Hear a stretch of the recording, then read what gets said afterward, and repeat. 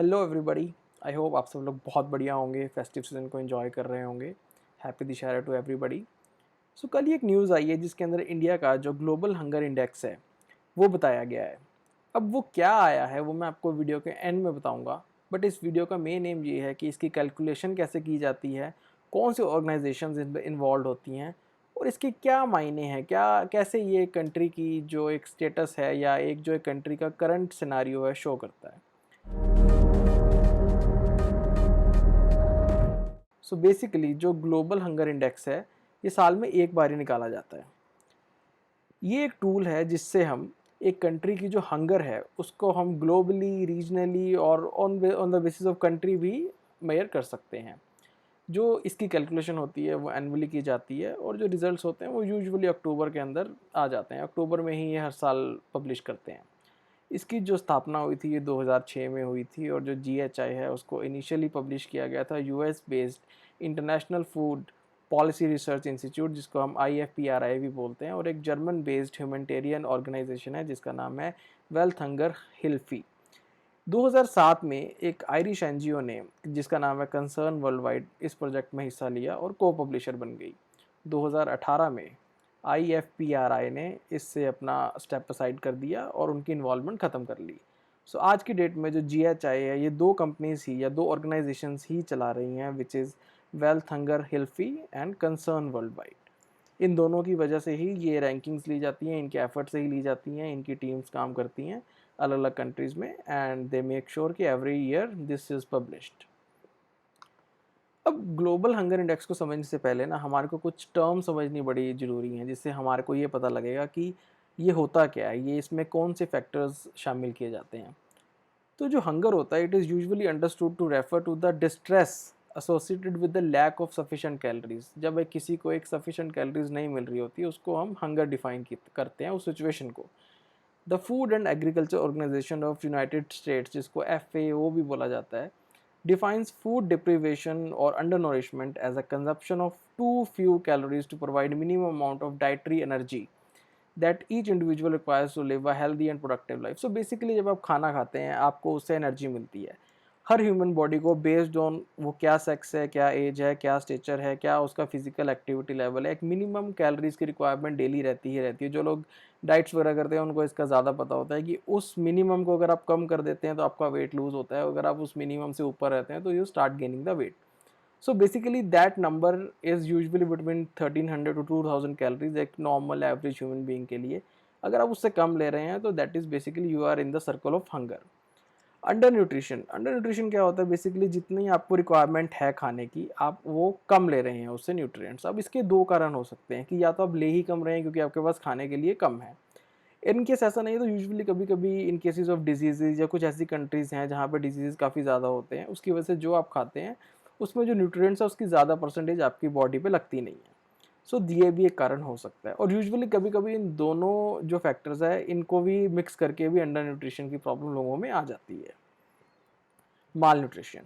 जो माल न्यूट्रिशन है इसको हम दो टर्म्स में क्लासीफाई करते हैं, under nutrition and over nutrition. So under nutrition is again जब आप कम खा रहे हैं आपकी बॉडी के रिक्वायरमेंट से, दैट इज़ वेरी सिंपल। और over nutrition is when you are eating in excess, but I don't think so कि ओवर न्यूट्रिशन की प्रॉब्लम इस पूरे कंसेप्ट में होगी, क्योंकि अगर आप ओवर ही कर रहे हैं तो that means you have lot of resources, आपके पास बहुत सब पैसा है, आपके पास खाना है सफिशेंट खाने के लिए, तो आप एक्सेसिव खा रहे हैं। अब जीएचआई की जो कैलकुलेशंस हैं वो कैसे की जाती हैं।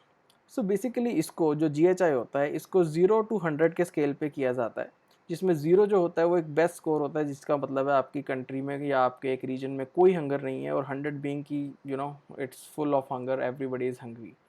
लेकिन इन रियल प्रैक्टिस जो असली में ये जो एक्सट्रीम्स होते हैं ये कभी मैच नहीं होते, क्योंकि ऐसा पॉसिबल नहीं है कि एक कंट्री में हंगर ही ना हो और ऐसा भी पॉसिबल नहीं है कि एक कंट्री बिल्कुल ही हंग्री हो। सो यूजुअली इसके मिक्स बीच के ही रिजल्ट दिए जाते हैं, मिक्स रिजल्ट्स ही आते हैं। और based on the results what you are getting इसको डिवाइड किया गया है low, moderate, serious, alarming and extremely alarming. So anything which is equal और greater to 50 is relatively alarming. Usually हम ये देखा गया है कि जो कंट्रीज़ बैकवर्ड कंट्रीज़ हैं लाइक सोमालिया, जहाँ पे ज़्यादा इकोनॉमिक ग्रोथ नहीं है या जहाँ पे कोई एक्टिविटी नहीं हो रही है इकोनॉमिक डेवलपमेंट की, वहाँ पे ये नंबर्स बहुत हाई आते हैं। आगे चल के मैं आपको पूरा चार्ट भी दिखाऊंगा इसका। अब जो GHI स्कोर्स की कैलकुलेशन होती है, इसमें 4 फैक्टर्स आते हैं। अंडर नरिशमेंट, अंडर नरिशमेंट क्या होता है? वो पॉपुलेशन जिसकी जो कैलोरी इनटेक है दैट इज़ इनसफिशिएंट, जो खाना जितना उनको चाहिए उससे कम खाया जा रहा है। Children wasting, so wasting is basically एक ऐसा लगता है कि नॉर्मल वेस्ट करना, बट नहीं, wasting is directly concern to the weight of the child. So अगर उसका वेट उसकी एज के हिसाब से और उसके जेंडर के हिसाब से कम है तो that is child wasting. So that is also calculated in the GHI calculation.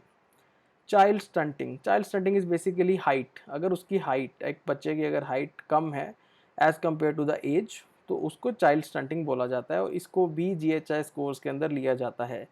Child mortality which is a very common term, ये आपको पता ही है कि 5 साल की एज से पहले अगर मोर्टेलिटी रेट चिल्ड्रन का ज़्यादा है किसी कंट्री में, तो that is also on the verge of higher GHI score, कि आपकी जो रैंकिंग है वो ज़्यादा आएगी।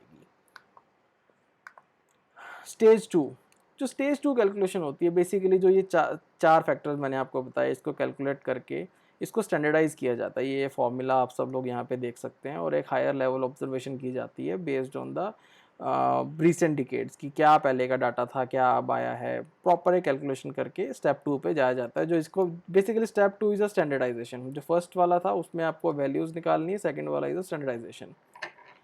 थर्ड स्टेप इज जिसमें आप एग्रीगेट कंपोनेंट इंडिकेटर्स को निकालते हो। सो बेसिकली इसके अंदर क्या होता है, जो स्टैंडर्ड स्कोर्स होते हैं इनको एग्रीगेट किया जाता है और उससे GHI निकाला जाता है हर कंट्री का।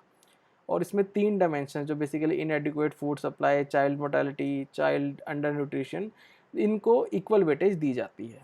सो आप तो देख सकते हैं ये फॉर्मूला है, अगर किसी को स्क्रीनशॉट लेना है तो मैं ये स्लाइड ही ऐड कर दूंगा कमेंट्स में, आप डाउनलोड करके इसको रख सकते हैं। अब जो इसका फाइनल रिजल्ट होता है, जैसे कि मैंने आपको पहले बताया, वो 0 to 100 के बीच में माना जाएगा। 0 मीन्स कि वहाँ पे कोई हंगर नहीं है, 100 मीन्स कि वहाँ पे हंगर की कंडीशन वर्स्ट है। लेकिन ऑन अ रियल स्टेज ना तो कभी 0 आता है, ना तो कभी 100 आ सकता है, क्योंकि ऐसा नहीं हो सकता है कंट्री में बिल्कुल ही हंगर ना हो, और ऐसा भी नहीं हो सकता है कंट्री में पूरी ही हंगर हो। So this is in between 0 to 100 always. कि जो इंडिया की रैंकिंग है वो क्या है? सो आज अब जो रिसेंटली जो इंडिया की रैंकिंग आई है दैट इज़ 101, 101 रैंक आई है, और ये कोई ज़्यादा अच्छी नहीं है क्योंकि हम अफ़गानिस्तान के पास हैं, we are near by the south African countries. So that is not good, it shows कि हमारा चाइल्ड मोर्टेलिटी बढ़ रहा है, जो हमारे बच्चों की ग्रोथ है दैट इज़ नॉट गुड। मैं सिर्फ ये GHI की बात कर रहा हूँ, आई एम नॉट श्योर कि what's the situation on the ground, but I believe कि अगर इन लोगों ने भी कोई डेटा लिया है तो किसी सोर्सेज से ही लिया होगा, ऐसे ये पब्लिश नहीं कर सकते हैं। अब इसका वर्ल्ड वाइड सिनेरियो क्या है?